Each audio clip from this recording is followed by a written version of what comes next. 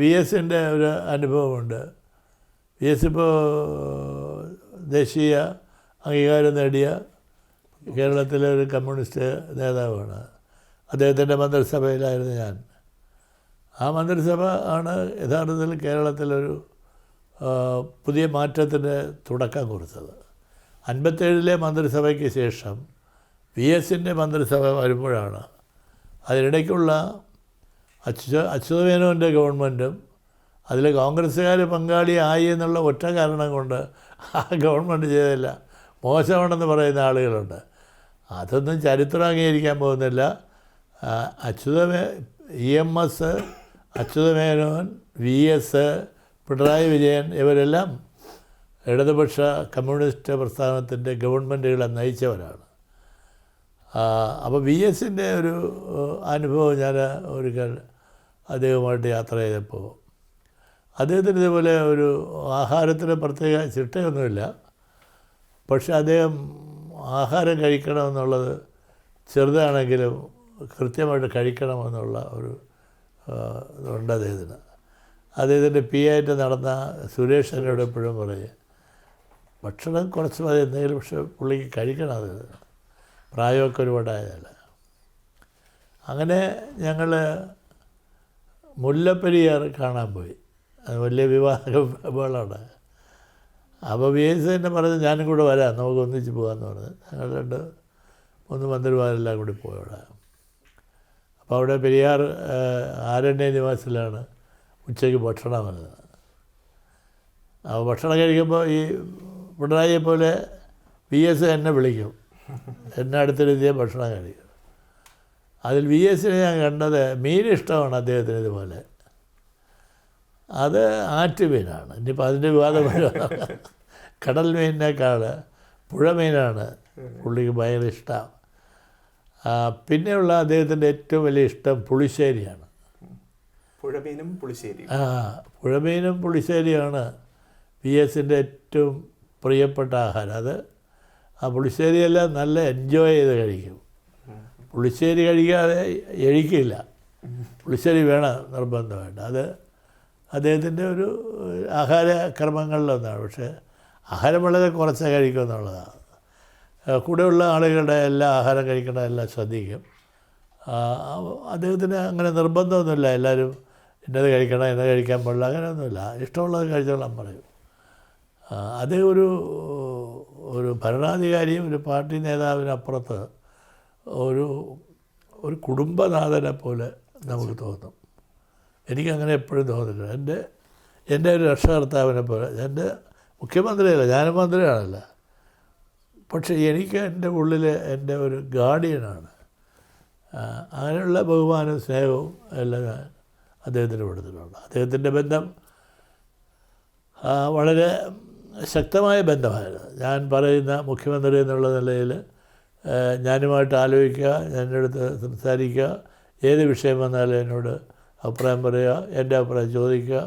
അങ്ങനെ ഒരു വലിയ ജനാധിപത്യപരമായ ഒരു പാർട്ടി ടു പാർട്ടി എന്നുള്ളതല്ല, വി എസ് ഞാനുമായിട്ടുള്ള ഒരു സ്നേഹബന്ധം. അതാണ് ആ മന്ത്രിസഭയിലെ എല്ലാ മന്ത്രിമാരോടും വി എസിന് ഭയങ്കര സ്നേഹവും ബഹുമാനവും, എല്ലാവർക്കും സ്വാതന്ത്ര്യം കൊടുത്തിട്ടുണ്ട്. അങ്ങനെ ഒന്നുമില്ല, വി എസിന് എല്ലാം വേണം അങ്ങനെയൊന്നുമില്ല. ഇപ്പോൾ ദേശീയ അവാർഡുകൾ ആ സമയത്ത് ഒരുപാട് ഗവൺമെൻറ് വന്ന് എല്ലാത്തിനും മുഖ്യമന്ത്രിക്കാണ് ഡൽഹിയിൽ ഇൻവൈറ്റ് ചെയ്യുന്നത്. ഇദ്ദേഹം പോവില്ല. 2-3 ആയപ്പോൾ ഞാൻ ചോദിച്ചു, വി എസ് ഈ അവാർഡൊക്കെ വാങ്ങിക്കാൻ നോക്കുമ്പോട്ടെ നമ്മുടെ ഗവൺമെൻറ് കിട്ടാനല്ല. എന്നോട് അതിൽ കാര്യമൊന്നുമില്ല, പിന്നെ അവാർഡല്ലേ അത്, ഇനിയും അവാർഡ് പറയുമ്പോൾ ദിവാരം പോയി വാങ്ങിച്ചാൽ മതി, എനിക്ക് പറ്റില്ല. അങ്ങനെ ഞാൻ വി എസിന് വേണ്ടി പോയി 2-3 അവാർഡ് സ്റ്റേറ്റ് ഗവൺമെൻറ്റുള്ള. ഞാൻ പറഞ്ഞത് അത്ര ഒരു വലിയ മനസ്സിൻ്റെ ഒരുടമയാണ്. അതിൻ്റെ അനുഭവങ്ങൾ അദ്ദേഹത്തിൻ്റെ മന്ത്രിസഭയിലുണ്ടായിരുന്ന മന്ത്രിമാരിൽ എല്ലാം ഞാനടക്കമുള്ള എല്ലാവരും നല്ല പ്രഗത്ഭമതികളായിരുന്നു. അത് ജനങ്ങൾ അംഗീകാരം തന്നിട്ടുണ്ട്. ഇപ്പോൾ MA ബേബി അദ്ദേഹത്തിൻ്റെ മന്ത്രിസഭയിലുണ്ടായിരുന്നു. കോടിയേരി ബാലകൃഷ്ണൻ ഏറ്റവും നല്ല ഹോം മിനിസ്റ്റർ, അസലായിട്ട് കാര്യങ്ങൾ ചെയ്യുന്ന ആളുകളായിരുന്നു. പിന്നെ ശ്രീമതി ടീച്ചർ ഒരിക്കലും ഹെൽത്തിന് മറക്കാൻ കഴിയാത്ത ഒരു ആരോഗ്യ വകുപ്പ് മന്ത്രിയാണ്. ഇപ്പോഴുള്ളവരെല്ലാം മോശമാണെന്ന് ഇതിനർത്ഥമില്ല. ഇപ്പോഴുള്ളവർ അവരവരുടെ കഴിവനുസരിച്ച് അവർ നന്നായിട്ട് ചെയ്യുന്നുണ്ട്. ചീത്തപ്പേരുകളൊന്നുമില്ല, അഴിമതിയില്ല, അങ്ങനെ ഗുണങ്ങൾ ഇപ്പോഴും ഉണ്ട്. പക്ഷേ അവിടെ അങ്ങ് പറഞ്ഞ് അവസാനിപ്പിച്ച സ്ഥലത്ത് നിന്ന് ഞാൻ തുടങ്ങുകയാണ്. പക്ഷേ വ്യാപക വിമർശനമാണ് ഈ മന്ത്രിമാർക്കെതിരെ ഇക്കഴിഞ്ഞ കാലത്തുടനീളം പാർട്ടി വേദികളിൽ ഉൾപ്പെടെ ഉണ്ടാവുകയും ചെയ്തിട്ടുള്ളത്. അതൊക്കെ തന്നെ തിരുത്തി മുന്നോട്ട് വന്നാൽ മാത്രമല്ലേ ഇനി ഒരു പക്ഷേ പിണറായി 3.0 എന്ന് നമ്മൾ വിശേഷിപ്പിക്കുന്ന മൂന്നാമതും കേരളത്തിൽ തുടർഭരണം കിട്ടുകയുള്ളൂ. അല്ല, കേരളത്തിലെ തുടർഭരണവും മന്ത്രിമാരുടെ ഭരണ നേട്ടങ്ങളുമൊന്നും തുടർഭരണത്തിന് ബാധകമല്ല. തുടർഭരണം എന്ന് പറഞ്ഞാൽ ഒരു രാഷ്ട്രീയ മാറ്റമാണ്. കേരളത്തിലെ ജനങ്ങൾ എപ്പോഴും രാഷ്ട്രീയത്തിനാണ് വോട്ട് ചെയ്യണത്. വ്യക്തികൾക്കും മഹാന്മാർക്കും വലിയ പ്രഗത്ഭം മതിക്കൊന്നുമല്ല വോട്ട് ചെയ്യണം. അതായത് ഭരണം മാറി മാറി വരണം എന്നുള്ളതാണ്. ഭരണം മാറി മാറി വരണമെന്ന് ജനങ്ങളാണ് തീരുമാനിക്കുന്നത്.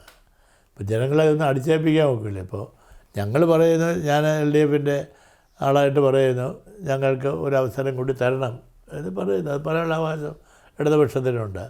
തരണം വേണ്ടെന്നുള്ള തീരുമാനിക്കേണ്ടത് ജനങ്ങളാണ്. ജനങ്ങളെ ഭീഷണിപ്പെടുത്താൻ പറ്റില്ല. പിന്നെ മന്ത്രിമാരെക്കുറിച്ച് താങ്കൾ പറഞ്ഞ പോലെ ഒരുപാട് ഇങ്ങനെ അതൊക്കെ അടിസ്ഥാനമില്ലാത്ത കാര്യം. കാരണം ഈ മന്ത്രിമാരെയെല്ലാം ഇപ്പോഴും ജനങ്ങൾ കാണുന്നത് TV തോമസിൻ്റെയും M ഗോവിന്ദൻ നായരുടെയും EMSൻ്റെയും ഗൗരിയമ്മയുടെ കാലത്തുള്ള മന്ത്രിമാർ, അവരൊക്കെ ഇതിഹാസങ്ങളല്ലേ. അവരെ പറ്റി എന്താ കമ്പയർ ചെയ്യുക? അവരും മന്ത്രിമാരാണ്. അങ്ങനെയുള്ള മന്ത്രിമാരാണ് ഈ ജനങ്ങളുടെ മനസ്സിൽ നിൽക്കുന്നത്. അത് വെച്ച് എന്നെ അളക്കുമ്പോഴും ഞാൻ ഒന്നുമല്ല. അവർ കുറേ വിമർശനങ്ങൾ കാണാം, അത് സ്വാഭാവികമാണ്. പക്ഷേ ഈ മന്ത്രിസഭയിൽ ഒരൊറ്റ മുട്ടുസൂചിയുടെ അഴിമതി പോലും ഇതുവരെ ഉന്നയിക്കാൻ പോലും ആർക്കും കഴിഞ്ഞിട്ടില്ല. ഏറ്റവും പുതിയ വാർത്തകളും വിശേഷങ്ങളും വിരൽ തുമ്പിലറിയാൻ സീ മലയാളം ന്യൂസ് എല്ലാ ഡിജിറ്റൽ പ്ലാറ്റ്ഫോമുകളിലും ലഭ്യം.